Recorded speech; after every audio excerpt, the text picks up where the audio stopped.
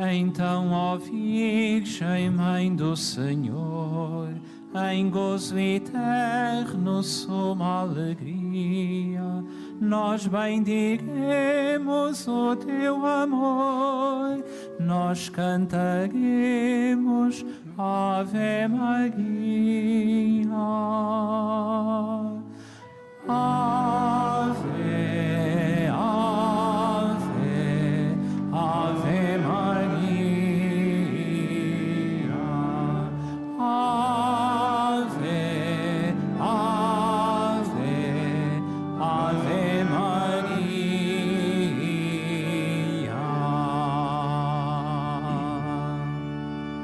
O Senhor esteja convosco. Ele está no meio de nós. Evangelho de Nosso Senhor Jesus Cristo, segundo São Mateus. Glória a vós, Senhor.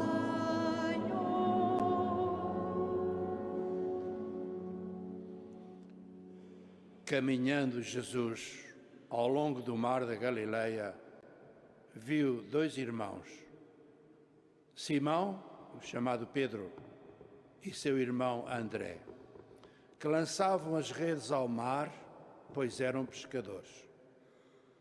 Disse-lhes Jesus: Vinde e segui-me, e farei de vós pescadores de homens. Eles deixaram logo as redes e seguiram-no. Um pouco mais adiante, viu outros dois irmãos, Tiago, filho de Zebedeu, e seu irmão João, que estavam no barco na companhia de seu pai Zebedeu, a consertar as redes. Jesus chamou-os e eles, deixando o barco e o pai, seguiram-no.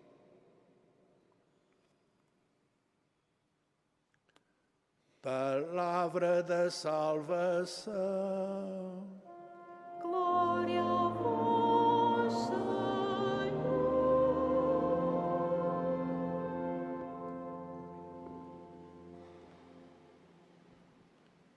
A sua mensagem ressoa por toda a terra e chegou até nós, por isso aqui estamos. Naquela manhã, junto ao mar da Galileia, Jesus passa e viu dois pescadores e convida-os. E convida-os com um desafio que eles, se calhar, acharam especial, esquisito, mas interessante. Farei de vós pescadores de homens. Era este André, que hoje estamos a celebrar, e seu irmão Simão, mais tarde chamado Simão Pedro. Este chamamento também passou por nós hoje. Estava a chover, estava mau tempo. Apesar disso, o Senhor também passou hoje pela nossa vida, pela nossa consciência, pelo nosso coração e também nos convidou. E por isso aqui estamos. Queira Deus que estejamos com a disponibilidade e com a alegria interior com que estes nossos irmãos e também Tiago e João se encontraram com o Senhor. Porque participar na Eucaristia é sempre um encontro muito especial, muito íntimo com o Senhor. Ele continua a falar-nos, continua a convidar-nos, continua a dizer que precisa de nós. Reparem que os Evangelhos pouco falam de Santo André. Referem três situações muito concretas. André era assim um homem muito prático, muito concreto, muito decidido. Não esperava que os outros fizessem, ele tomava a iniciativa. Então, naquela tarde, em que uma multidão estava esfomeada e que era preciso mandá-los embora, o próprio Jesus diz: não os mandeis embora, dai-lhes voz de comida. Eles desabafaram, mas uma multidão destas, onde é que vamos buscar comida? E é exatamente André, um homem prático, que diz: eu conheço um rapazito que está ali e tem 5 pães e 2 peixes. Mas que é isso para tanta gente? Reparem, quando cada um de nós se torna disponível para os outros, quando cada um de nós é capaz de partilhar com os outros aquilo que tem, mesmo que pareça pouco, chega sempre e ainda sobra, como aconteceu nesta situação. Outro caso muito concreto, um grupo de gregos tinham um desejo assim muito grande de ter uma conversa com Jesus e foram pedir a Filipe se intercedia por eles para poderem falar com Jesus. Filipe não sentiu à vontade, não sentiu coragem e pediu a André. E foi exatamente, mais uma vez, André que na sua atitude prática e generosa vai apresentar este grupo ao Senhor. Outro momento também muito especial, isto passa-se já 2 ou 3 dias antes da condenação, Jesus está em Jerusalém, um dia à tardinha, sentado, André também estava, e Jesus estava a contemplar a beleza da cidade santa, que ao entardecer de facto tem uma cor muito especial, um dourado único. E estavam também a contemplar o templo. E André pergunta, Senhor, o que é que vai acontecer a tudo isto?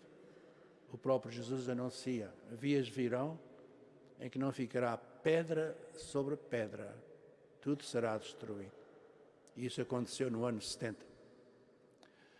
Segundo a tradição, Santo André pregou na Ásia Menor, fez a sua evangelização também na Grécia. E foi exatamente aí na Grécia, na cidade de Patras, que ele foi martirizado. E foi martirizado até de uma forma única, quer dizer, a cruz em que ele foi martirizado não era igual à cruz que nós conhecemos, era em forma de um X, e por isso é que se chama a cruz de Santo André. O corpo de Santo André, os seus restos mortais vieram para Roma, mas o Papa João Paulo VI permitiu que eles regressassem à Grécia e é lá que repousam. Que Santo André interceda por todos nós, que Santo André nos dê a alegria de anunciar aos outros a palavra de Deus, que Santo André nos dê também a coragem de ir ao encontro dos outros, mesmo quando é difícil, quando é complicado. Que Santo André nos dê a generosidade, mesmo que tenhamos muita coisa que fazer, porque eles estavam ocupados a consertar as redes, que o Senhor, quando passa por nós, quando nos cativa, quando nos chama, que nós com generosidade saibamos responder. Às vezes está na hora da missa, podemos ter muita coisa que fazer, mas por que não ir à Eucaristia? Às vezes temos muitas tarefas a realizar, mas o Senhor chama-nos, convida-nos através da nossa consciência para fazermos um momento de oração. E por que não, se é o Senhor que nos chama? Que Santo André nos dê esta disponibilidade interior, esta disponibilidade de coração. E que Ele nos ajude também a anunciar o Evangelho. Cada um de nós é chamado, como Santo André, a anunciar o Evangelho. E cada um de nós pode ser para os outros uma página muito bonita do Evangelho e uma página que todos possam ler e possam compreender. E essa página não é só pelas nossas palavras, é sobretudo com as nossas atitudes, com as nossas obras. Porque as pessoas leem com mais facilidade as nossas obras do que as nossas palavras. Compreendem com mais facilidade as nossas boas obras do que as nossas bonitas palavras. E São Paulo, na sua carta aos Romanos, reparem, hoje dá-nos uma lição tão bonita, é uma catequese muito bonita. São Paulo concretiza de uma maneira muito simples o desejo que todos nós queremos ser salvos. Então ele diz assim, tu que queres ser salvo, tens um caminho. Acredita que Deus ressuscitou Jesus Cristo dos mortos e professa com a tua boca aquilo em que acreditas. Primeiro acredita, depois professa. Depois diz uma coisa muito generosa, simpática. Acredita com o coração.